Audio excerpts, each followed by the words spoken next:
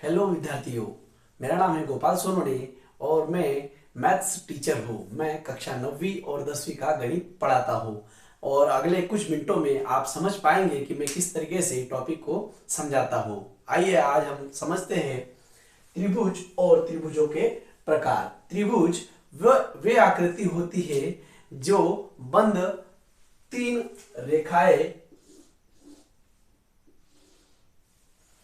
ऐसी आकृति जो बंद आकृति हो और तीन रेखाओं से मिलकर बनी हो उसे त्रिभुज कहते हैं।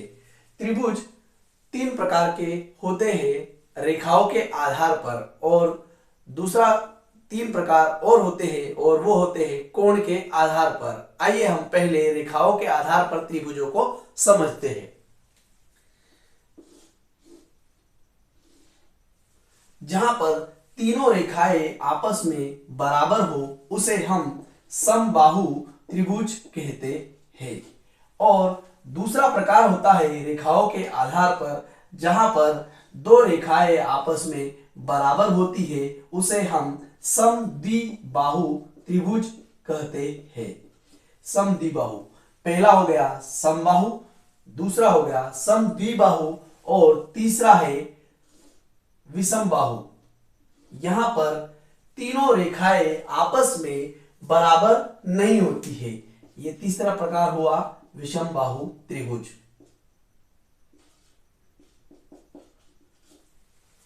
इस प्रकार से रेखाओं के आधार पर हमने त्रिभुजों के तीन प्रकारों को समझा। अब हम देखते हैं कोण के आधार पर तीन त्रिभुज।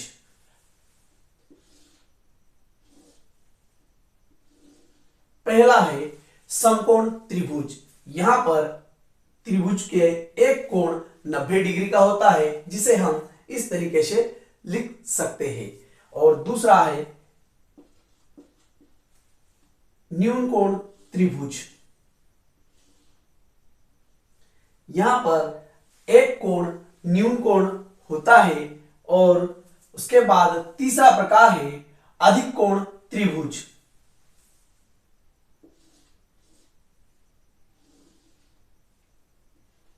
यहां पर एक कोण अधिक कोण होता है, यानी अधिक कोण से तात्पर्य है 90 से ऊपर और न्यून कोण से तात्पर्य है 90 से नीचे।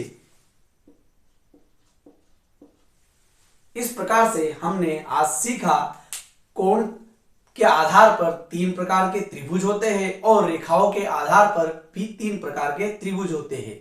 मुझे उम्मीद है आपको ये टॉपिक समझ में आया हो। Thank you.